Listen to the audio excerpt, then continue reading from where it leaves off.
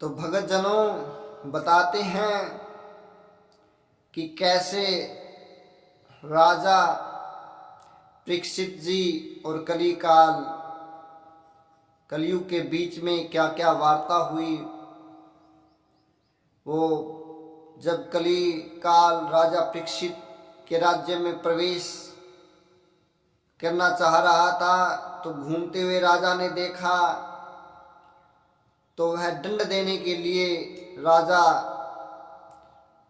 कली काल के पास जाता है और कहता है कि मेरे राज्य में आकर के आपने यह हिंसा की है, आपने गऊ को बैल को इनको मारा है, सो मैं आपको दंड दूंगा। तो कली काल जाकर के राजा के चरणों में पड़ जाता है और कहता है कि हे राजन, आप मुझे क्षमा करो, लेकिन अब ये मेरा समय आ गया है, कलयुग आ गया है, अब मैं जैसे भी अब जो चाहूँगा अब मैं करूँगा। आप समय के विधान को नहीं टाल सकते, जो भगवान ने लिख दिया आप उसे मना नहीं कर सकते। हे राजन, सबसे पहले सतयुग, द्वापर, त्रेता, इस तरह से युग बीतते गए, अब मेरा भी समय आ गया है, आप मुझे नकार नहीं सकते, आप मुझे ये नहीं दंड नहीं दे सकते। तो राजा ने कहा कि हे दुष्ट, आप हमारे राज्य से चले जाएं, आपके लिए हमारे राज्य के अंदर कोई जगह स्थान नहीं है, मैं आपका विनाश कर दूंगा। राजा ने धनुष बाण उठाया और उसे दंड देने के लिए उसे चलाने लगा। तो कली काल ने कहा कि हे राजन, मुझे क्षमा करो, आप समय के विधान को नहीं पलट सकते, आप मुझे नहीं मार सकते, मैं आपके राज्य में नहीं रहूंगा। तो राजा को दया आई और कहा कि ठीक है, तू मेरे राज्य से चला जा। तो कली काल ने कहा कि आप मुझे कोई स्थान तो दो कि मैं जाऊं कहाँ। तो राजा ने कहा कि जहां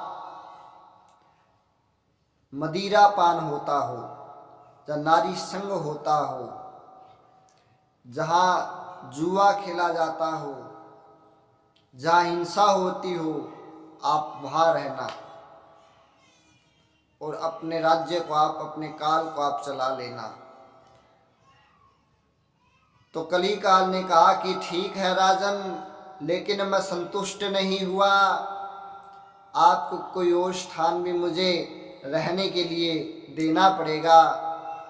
तो राजा ने कहा कि ठीक है, आप सोने में भी आप वास करना, मैं आपको सोने का स्थान भी आपको प्रदान करता हूँ।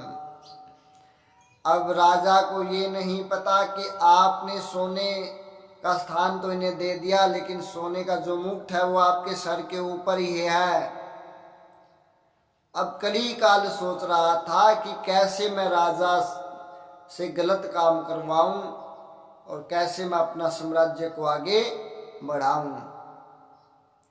तो राजा के मुकुट के अंदर सोने में कली काल विराजमान हो गया और जाने अनजाने में राजा से कली काल गलत काम करवाने लगा। अब आगे हम अगली कथा में बताएंगे कि कैसे राजा परीक्षित ने किस मुनि के गल में सांप डाला, कौन से मुनि ने उन्हें श्राप दिया, किस मुनि के द्वारा उन्होंने कथा सुनी, वह अपने गुरुजियों के पास गए, कैसे उनके गुरुजियों को उन्होंने सुझाव दिए कि आप उस ऋषि के पास जाओ, सो आपका वह कल्याण कर सकते हैं। वेद व्यास जी ने सुखदेव जी मुनि के पास राजा परीक्षित को ढाला और उन्हें कथा सुनने के लिए कैसे कहा, कैसे राजा परीक्षित की मुक्ति हुई, ये हम सब कथा अगले भाग में आपको बताएंगे। कि भगत जनों कि जो राजा परीक्षित थे, भगवान के प्रति उनका मोह इतना हो गया कि वह अपने शरीर को, जो उनका जो जीवात्मा है, वो अपने 10वें द्वार तक ले गए।